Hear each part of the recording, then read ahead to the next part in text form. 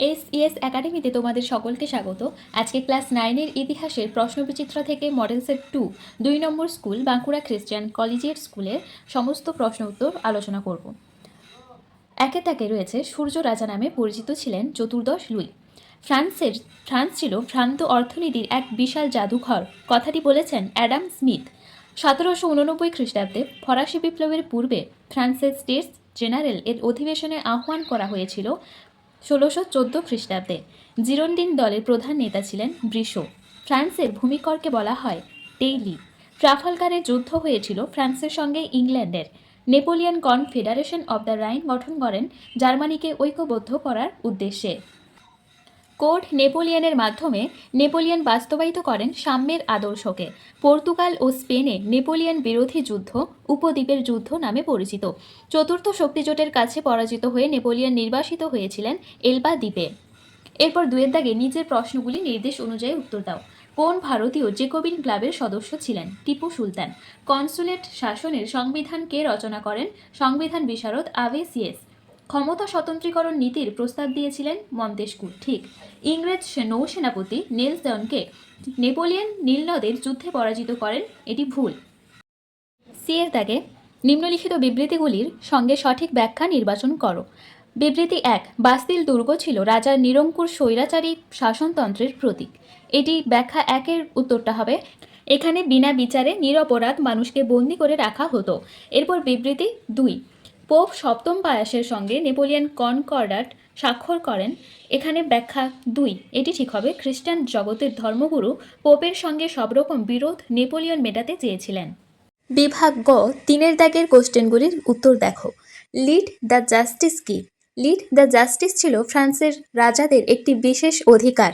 এর মাধ্যমে রাজা পার্লামেন্টের বিরোধিতা উপেক্ষা করে নিজের ইচ্ছামতো আইন কার্যকর করতে পারতেন। ফরাসি বিপ্লবের রুশোর অবদান কী ছিল? রুশো তার সামাজিক চুক্তি তত্ত্বের মাধ্যমে জনগণের সার্বভৌমত্বের ধারণা প্রচার করেন। তার চিন্তাধারা ফরাসি বিপ্লবের স্বাধীনতা, সাম্য ও ভ্রাতৃত্বের আদর্শ গঠনে গুরুত্বপূর্ণ ভূমিকা রাখে। 3-এর দাগে রয়েছে বিপ্লব পরবর্তী ফ্রান্সে সন্ত্রাসের শাসনের প্রয়োজনীয়তা কতখানি ছিল? বিপ্লবের পরে ফ্রান্সের বিশৃঙ্খলা ও অভ্যন্তরীণ ষড়যন্ত্র বেড়ে যায়। এই পরিস্থিতিতে বিপ্লবকে রক্ষা ও শৃঙ্খলা ফিরিয়ে আনতে সন্ত্রাসের শাসন প্রয়োজনীয় বলে মনে করা হয়েছিল। ভাদে মিয়ার ঘটনা বলতে কি বোঝো? ভাদে মিয়ার ঘটনা 1795 হল প্যারিসে রাজতন্ত্রপন্থীদের বিদ্রোহ দমন করার ঘটনা। এই বিদ্রোহ দমন করে নেপোলিয়ন নিজের সামরিক দক্ষতার পরিচয় দেন। 5-এর দাগে শত দিবসের রাজত্ব কাকে বলে? নেপোলিয়ন এলবা দ্বীপ থেকে ফিরে এসে প্রায় 100 দিনের ফ্রান্স শাসন করেন। এই সময়কালকে শত দিবসের রাজত্ব বলা হয়, যা ওয়াটারলু যুদ্ধে তার পরাজয়ের মাধ্যমে শেষ হয়। এরপর বিভাগ ঘ 4-এর দাগের কোশ্চেন, ফরাসি বিপ্লবের সাম্য, মৈত্রী ও স্বাধীনতার আদর্শের প্রভাব। কোশ্চেনের অ্যান্সারটি লিখে দিয়েছে, তোমরা অবশ্যই খাতায় লিখে নেবে, লিখে নিয়ে পড়বে। ত্যাগের 1-এর উত্তরটা তোমাদের সহায়িকাতে ছিল 33 নম্বর পৃষ্ঠায়, তার থেকেও বেটার হবে বলে আমি তোমাদেরকে লিখে দিয়েছি ওটা। এরপর 4-এর দাগের 2-এ রয়েছে নেপোলিয়নের শিক্ষা সংস্কারগুলি সম্পর্কে লেখো।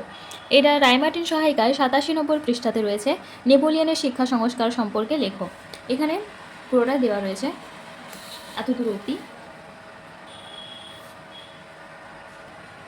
এরপর 3-এর দাগে রয়েছে নেপোলিয়নের স্পেন আক্রমণের উদ্দেশ্য কী ছিল? এটা রায়মার্টিন সহায়িকায় 92 পৃষ্ঠায় রয়েছে। নেপোলিয়ন কেন স্পেন আক্রমণ করেন, এটি পুরোটায় এতদূর অবধি।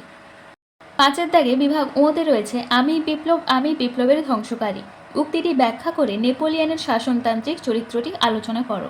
এটি 88 পৃষ্ঠায় 13 নম্বরটা আগে লিখবে। নেপোলিয়ন বিপ্লবের ধ্বংসকারী বলা হয় কেন, এইখান থেকে এতটা লিখবে। তারপর 12 নম্বর এই কোশ্চেনটা, এখান থেকে নেপোলিয়নের যে শাসন সংস্কার করেছিলেন তার এখান থেকে উত্তরটা লিখবে এই অবধি। এরপর ফরাসি সংবিধান সভার কার্যাবলী ও সংস্কারগুলি সংক্ষেপে আলোচনা করো। এটি 32 নম্বর পৃষ্ঠাতে রয়েছে। 7-এর দাগে বিপ্লবের যুগে ফরাসি সংবিধান সভার কার্যাবলী আলোচনা করো। কার্যাবলী দেওয়া রয়েছে, তারপর সংস্কার রয়েছে এখানে, সংস্কার কার্য এই অবধি। ক্লাসটি এখানেই শেষ করছি। এর পরের দিন আমরা 3 নম্বর স্কুল বারাসাত এমজেএম হাই স্কুলের পুরো অ্যান্সার দেখে নেব। আর তোমাদের আমি আগেই সমস্ত পেজের এমসিকিউ এবং এসএকিউ দিয়ে রেখেছি, তোমরা প্লেলিস্টে গিয়ে সার্চ করতে পারো। যদি ক্লাসটি তোমাদের ভালো লাগে তাহলে চ্যানেলটি সাবস্ক্রাইব করে রেখো, ভিডিওটিতে লাইক দাও, কমেন্ট করো আর বন্ধুদের সাথে অবশ্যই শেয়ার করো।